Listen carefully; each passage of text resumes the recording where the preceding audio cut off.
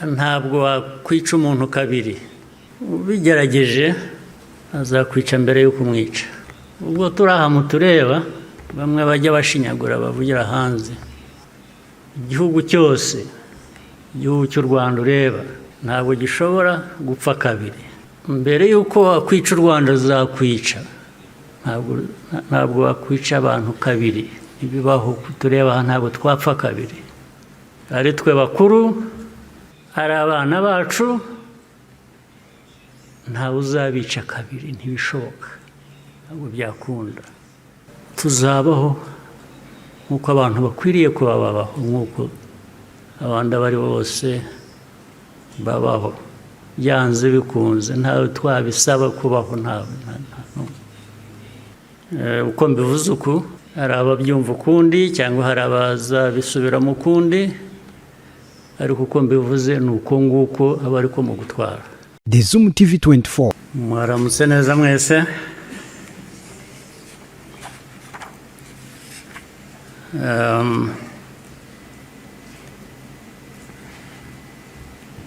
Ngira ngo mpere ku ingingo yo kuvuga ubuhamya Minisitiri Bizimana yatugejejeho. Hari ubundi buhamya burebure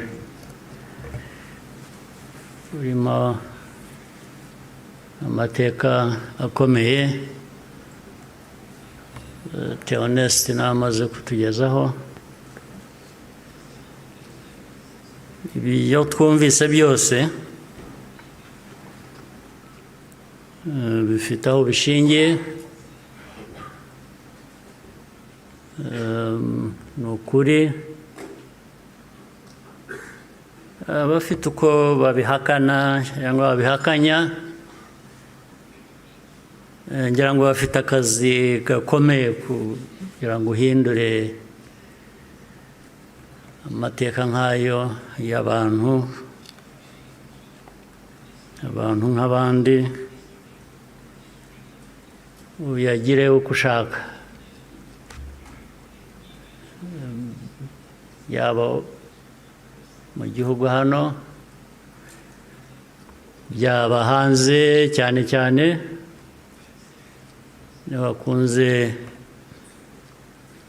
guhindura aya mateka yacu ku mpamvu zitandukanye.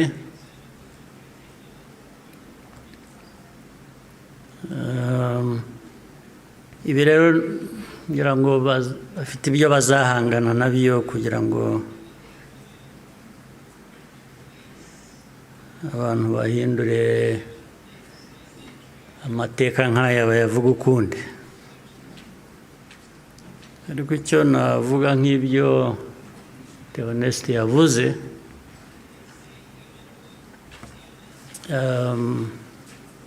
ibihe byo birahinduka, ibihe byarahindutse.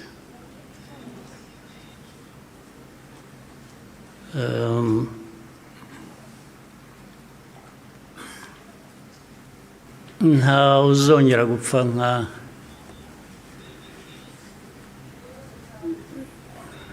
nk'uko Theoneste yabivugaga, n'abapfuye cyangwa nawe uko yapfuye.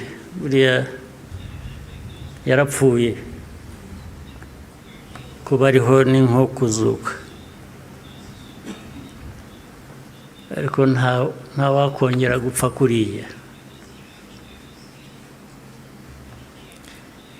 Impamvu kandi mu zindi nyinshi,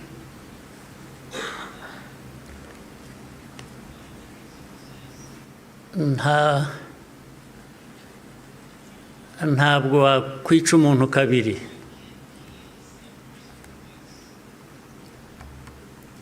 Ubigerageje azakwica mbere yo kumwica. Ubwo turaha mutureba bamwe bajya bashinyagura bavugira hanze, igihugu cyose, igihugu cy'u Rwanda ureba ntabwo gishobora gupfa kabiri.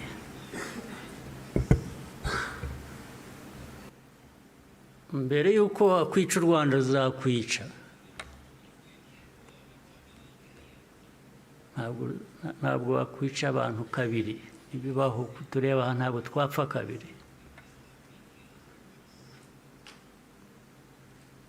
Ari twe bakuru, ari abana bacu, ntawe uzabica kabiri, ntibishoboka, ntabwo byakunda.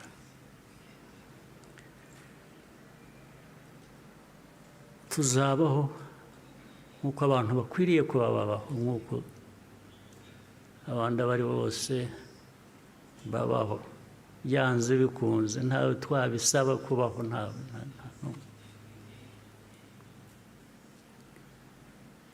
uko mbivuze uku, hari ababyumva ukundi cyangwa hari abazabisubiramo ukundi, ariko uko mbivuze ni uko nguko aba ariko mu gutwara.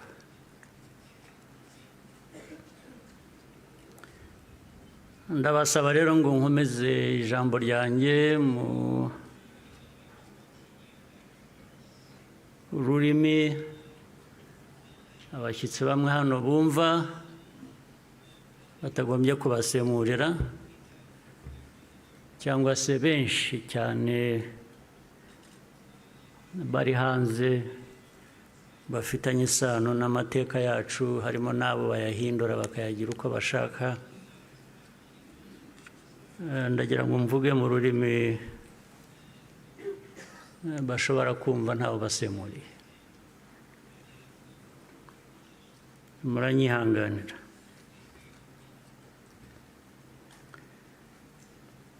Today, we gather again in remembrance to everyone present and watching online. Thank you for joining us on this important day.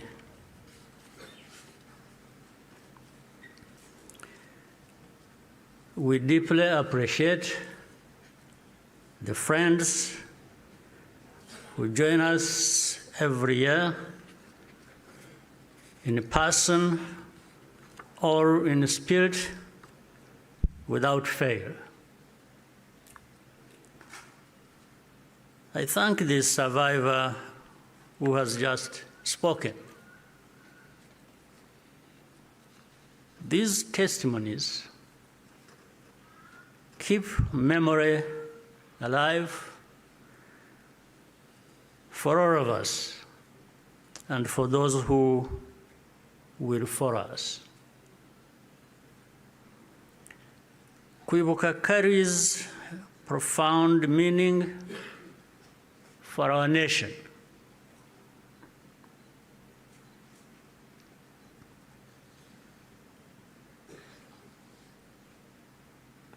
It is how we confront and overcome the divisions that nearly destroyed us.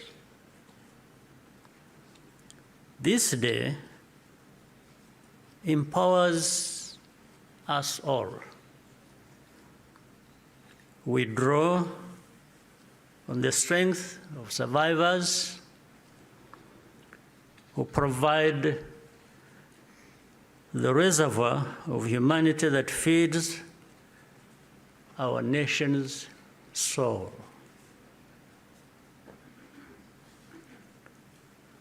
To all survivors, know that you are not alone. We stand with you always. Everything we have achieved was only possible because all Rwandans decided to join hands in a common purpose. We honor the role played by every Rwandan in our country's rebirth. The reality of the genocide is clear for all to see. The ringleaders were convicted in international courts with rigorous evidence. The Gacaca process documented the course of the genocide in every single village and neighborhood in Rwanda. Over 50 million handwritten pages were produced during the 10 years of Gacaca. Right here, where we are standing, 250,000 victims of the genocide are laid to rest. And in 2018, the United Nations General Assembly adopted a resolution that called the genocide against the Tutsi by its proper name, with the support of every member state but one.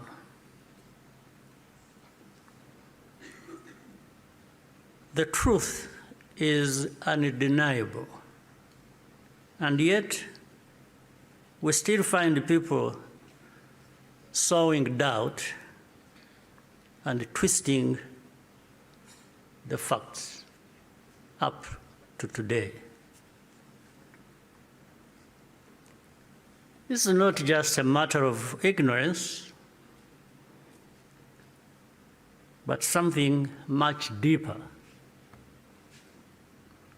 It means that the risk of seeing history repeat itself is a constant danger. If we allow ourselves and our friends to become indifferent. Genocide denial begins long before the genocide itself is committed. There is a pattern of looking away from the warning signs or taking them lightly. Hate speech turns into hate acts, dismissed as expressions of popular discontent. Behavior that should be immediately condemned is rationalized and minimized. The preparations are masked by narratives of popular grievance and fear. In the process, a moral equivalence is created between the targets of the genocide and the planners of it. All of these elements were present in our own story. There are some who pretend that the genocide against the Tutsi was a spontaneous event. That's not true. It was carefully prepared and carried out in plain sight.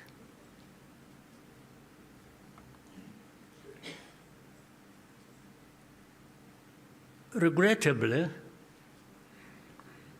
some who spoke the truth at the time, and who were even eyewitnesses, later became peddlers of distortion, mainly for political reasons. Militias were openly trained and indoctrinated in hate. Weapons were imported in large quantities, and the Rwandans who opposed it were threatened or killed. Before 1994, communities were subjected to waves of smaller massacres meant to normalize the killing and also to measure the reaction of the wider world. And with only a few heroic exceptions,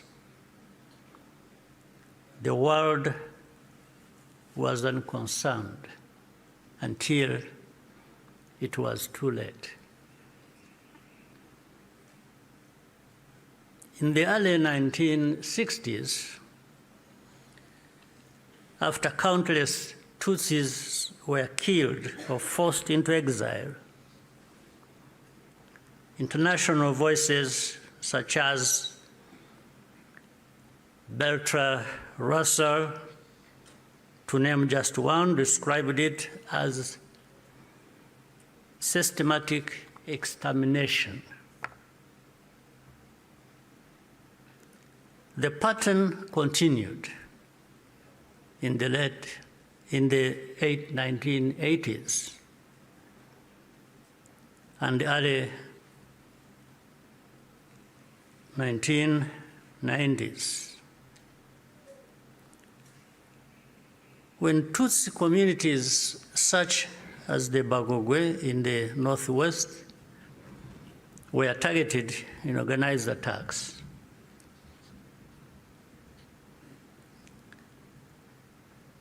in 1993, a commission led by Jean Crabonnier investigated these atrocities. After documenting mass graves and the involvement of state authorities, they concluded that a genocide was being prepared. In the same year, the UN Special Rapporteur, Bakri Weli Ndiaye, warned that organized propaganda portraying the Tutsis as enemies was spreading openly, helping prepare the population for mass violence.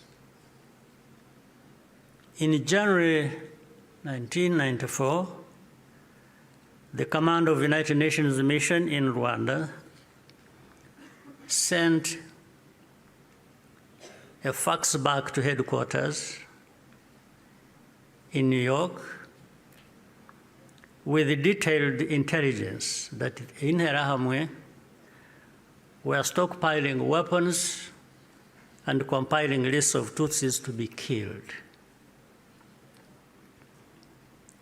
He was then ordered to share the information with the very government which was preparing the genocide and to take no further action. And sadly, the reaction today is no different here in our region. And you can see it right before our eyes. When the genocide began, the nature of the crime was immediately obvious. All Tutsi were targeted because of their identity. Nowhere was safe, including churches and schools. That horrific reality only underscores the humanity and the courage of the Rwandans who took risk to provide hiding places for their fellow citizens. The reaction of the international community was to evacuate foreigners and withdraw most peacekeepers. At Eto, Kicukiro, when the peacekeepers withdrew, thousands of desperate Tutsi were left to die. Such scenes were repeated across the country. If these forces had instead been supported to protect Rwandans, the killers could have been deterred and many people would still be alive. The lives saved by the United Nations peacekeepers who were allowed to remain makes clear how much more could have been done with the political will. Even as the killings accelerated, the language used to describe what was happening itself became a matter of calculation. Genocide is defined in international law precisely to create an obligation to act. To witness such a crime and deliberately refuse to use the term is, in effect, genocide denial, perhaps even a form of aiding and abetting.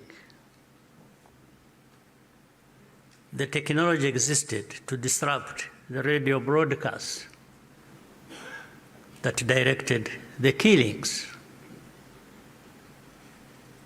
The planes capable of jamming those signals were available.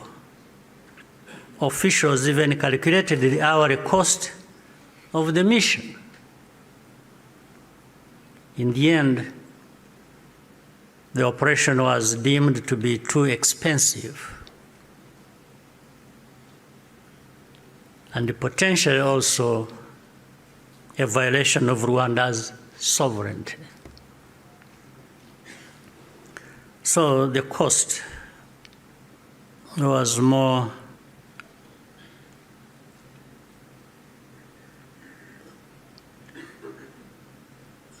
it became too expensive. It was more expensive, especially when in their minds those lives are really worthless. So our lives were worth nothing. That's fine. For Rwandans, the lessons have been brutal.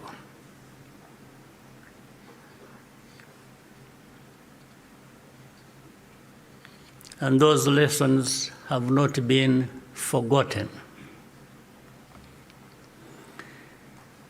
If our lives do not happen to align with someone else's interests, they are not worth saving. That's fine. And so it had to be the Rwandan Patriotic Army that led the campaign against the genocide and ended it. Our deepest source of grief was always that we could not arrive earlier. This is a simple truth of history, which many today still have reservations about acknowledging, for reasons we do not and maybe will never understand. The culture and character of today's Rwanda Defense Forces, RDF, was forged in those dramatic moments. It guides the conduct of our forces who serve abroad excuse me, in peace-building missions, earning universal respect. Indeed, no sanctions or insult from outside can ever tarnish the honor and integrity of Rwanda's defense and security forces, who are among the finest that can be found anywhere.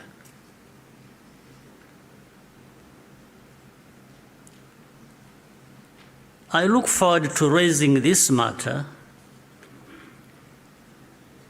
of sanctions at the highest level to understand the basis for such an injustice.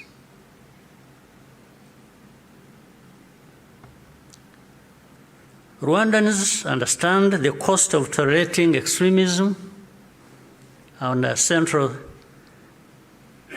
security principle is to put the protection of civilians first. After the genocide, Rwandans chose to rebuild our country together. With that came a promise to never let the politics of genocide take root ever again. I tell you, genocide cannot happen here again. It won't happen.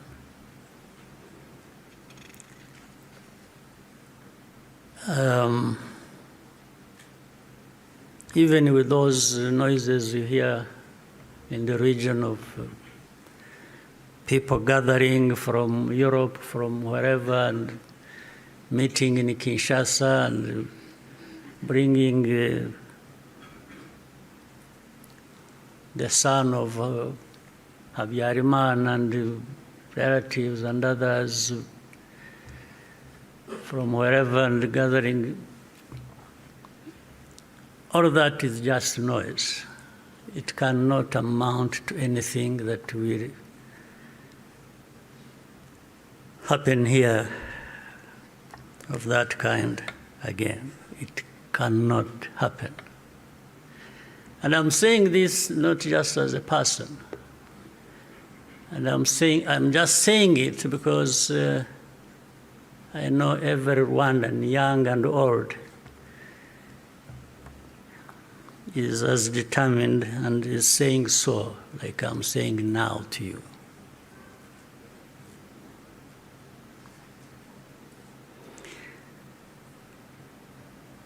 Along the way, Rwandans faced constant criticism and many attempts to twist our history.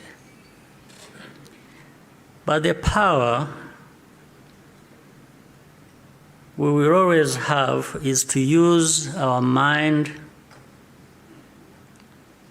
to see the truth, and our voices to speak up when something is not right. You can never silence us in whatever form. We must be clear about the dangers that remain. When the genocidal government collapsed in July 1994, the soldiers and the militia fled across the border into DRC forcing millions of civilians along with them. Inside the camps, they were organized into what is now known as FDLR and launched a sustained cross-border insurgency against Rwanda, claiming tens of thousands more lives. This was the period known as the Abacengezi insurgency, and the western border was only fully secured by the end of the 1990s through the combined efforts of our army and the brave residents of those areas. And since then,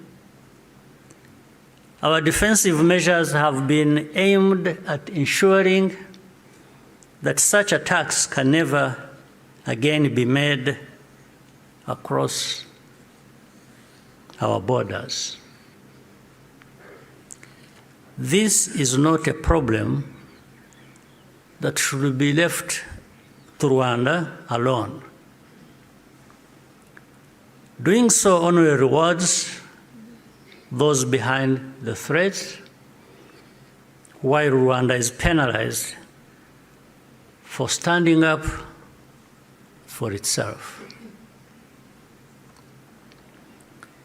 Imagine a farmer whose field catches fire. At first, the flames are small. A few neighbors think it does not concern them. Others say the wind will change and the fire will die out on its own. So they watch and wait. But the wind does not change. Meanwhile, a pyromaniac is secretly adding fuel to the fire. So the fire spreads from one field to another, and then into the forest and the towns and beyond. Only then do people run with the buckets of water and call for the establishment of a fire department. Africans, more than most, should understand that the danger of moral passivity in the face of hatred and violent extremism.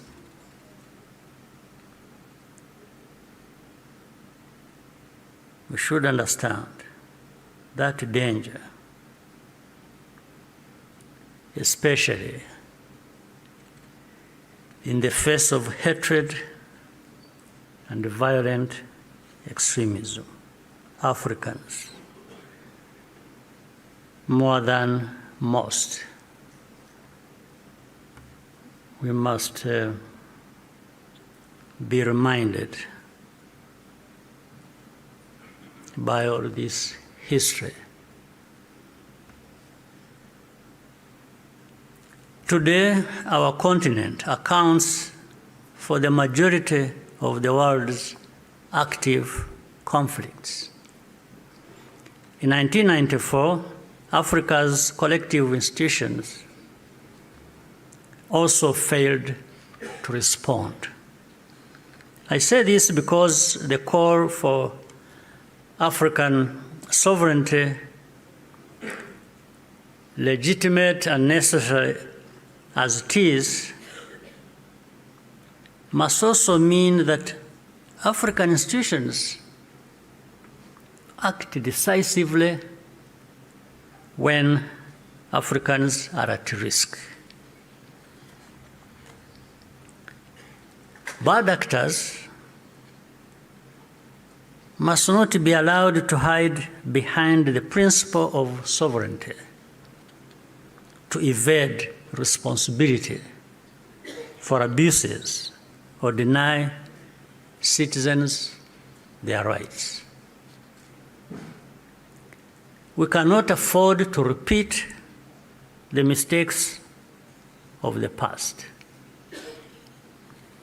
Genocide ideology is still spreading in our region. Left unchecked, it has the power to take us all backwards again. There are those who claim that Rwanda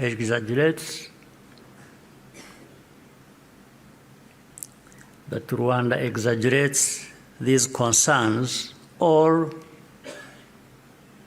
that we have ulterior motives.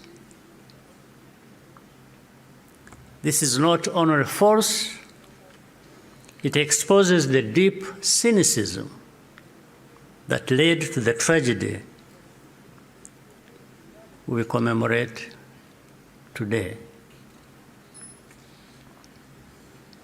What sustains Rwanda today is the unity of Rwandans and the convictions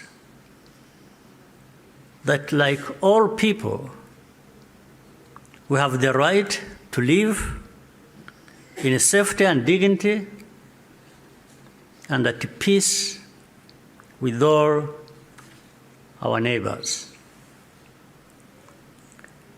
What we ask is for partners to join with us to fight extremism, rather than punishing Rwanda for defending itself. We owe future generations of Rwandans more than survival. They deserve to inherit a secure, united, and bold country and an integrated and confident Africa. We invite you to stand with us in remembrance and also in action. I thank you for your patience and kind attention. Murakoze cyane.